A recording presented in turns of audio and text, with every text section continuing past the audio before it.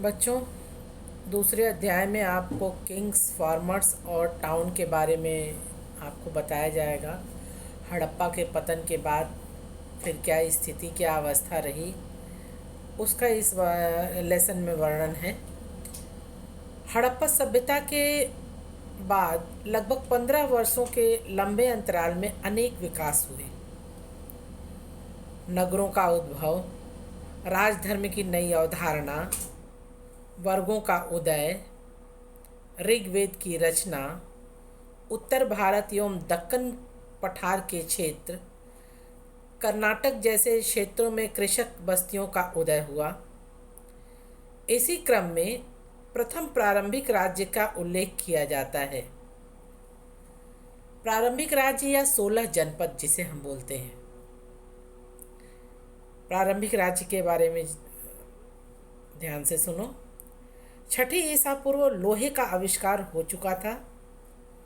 ब्राह्मण संस्कृत भाषा में धर्मशास्त्र नामक ग्रंथों की रचना आरंभ कर चुके थे। इसी काल में बौद्ध, जैन आदि दार्शनिक विचारों का विकास हुआ। इन्हीं धार्मिक एवं दार्शनिक विचारधाराओं में 16 जनपद का उल्लेख मिलता है। महाजनपदों की संख्या 16 थी। इनमें लगभग 12 राजतंत्रीय तथा 4 गणतंत्रीय राज्य थे, जिसमें से वज्जी, मगध, कौशल, कुरु, पांचाल, गांधार तथा अवंती महत्वपूर्ण राज्य थे। जिसमें वज्जी, कुरु, मल्ल तथा शूरसेन आदि गणराज्य तथा मगध, वत्स, अवंती, कौशल राज्य थे। राज्यों पर राजा का शासन होता था, परंतु गण के नाम से प्रसिद्ध राज्यों में कई लोगों का समूह शासन करता था। भगवान महावीर तथा भगवान बुद्ध इन्हीं गणों से जुड़े हुए थे। गणराज्यों के भूमि के साथ साथ अनेक आर्थिक स्रोतों पर गण के राजा का सामूहिक नियंत्रण रहता था। प्रत्येक महाजनपद की एक राजधानी रहती थी, जो प्रायः किले से घिरी रहती थी। राजधानियों के रखरखाव, सैन्य प्रबंध तथा उच्च अधिकारियों के वेतन का भुगतान हेतु संसाधनों की आवश्यकता होती थी। शासकों का कार्य किसानों, व्यापारियों तथा शिल्पकारों से कर एवं भेंट वसूल करना था। धीरे धीरे कुछ शक्तिशाली राज्यों ने अपनी स्थायी सेना एवं नौकरशाही तंत्र तैयार कर लिए थे। 16 महाजनपदों में मगध सर्वाधिक शक्तिशाली राज्य था। यह क्षेत्र आधुनिक बिहार के अस्तित्व में था। मगध की भूमि अधिक उपजाऊ थी। इस क्षेत्र में लोहे की खानें अधिक थी, जिससे अस्त्र शस्त्र एवं कृषि उपकरण प्रचुर मात्रा में निर्मित हुए थे। सेना में उपयोग के लिए हाथी प्रचुर मात्रा में मगध के जंगलों से लाया जाता था। गंगा एवं सहायक नदियों से जल परिवहन का रास्ता भी सुलभ होता था। गणराज्यों की शासन व्यवस्था। बौद्ध ग्रंथ महावज्ञ के वर्णन से प्रतीत होता है कि बुद्ध अपने संघ के लिए नवीन प्रणाली बना रहे थे। जनतंत्रीय संस्था के साथ साथ राजतंत्रीय व्यवस्था के लिए भी यह प्रणाली लाभदायक थी। इसके अनेक अंग होते थे। पहला, सभा।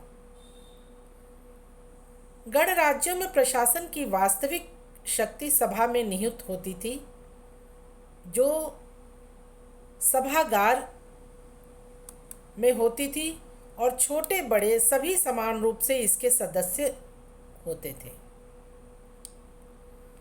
सभी समय समय पर मिलकर समस्याओं का समाधान करते थे। दूसरा, राजा। विद्वानों में प्रायः मतभेद है कि राजा वास्तविक अर्थों में राजा होता था अथवा नहीं, क्योंकि गणराज्य में एक ही समय में अनेक राजाओं का उल्लेख मिलता है।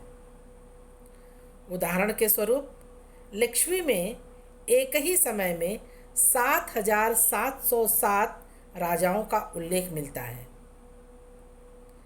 प्रत्येक गणराज्य में छोटे छोटे राजा होते थे जो सभा के सदस्य होते थे, और सभा का प्रधान मुख्य राजा होता था। सामंत प्रथा। तीसरा, सामंत प्रथा।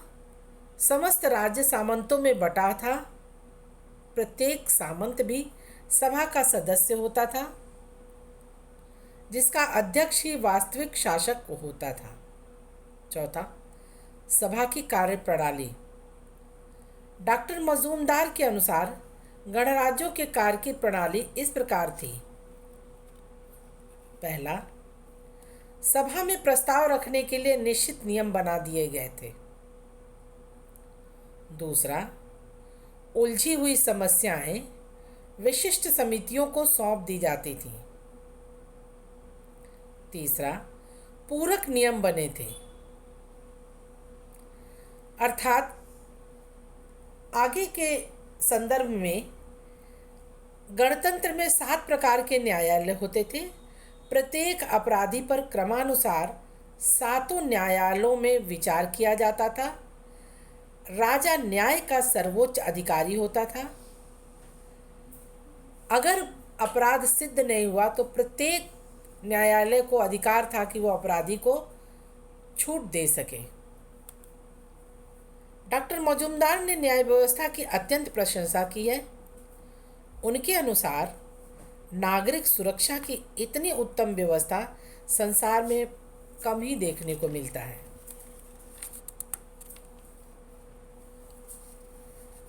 इस प्रकार ये तुम्हारे आज का ये लेसन कंप्लीट हुआ। इसके बाद आगे पढ़ाएंगे।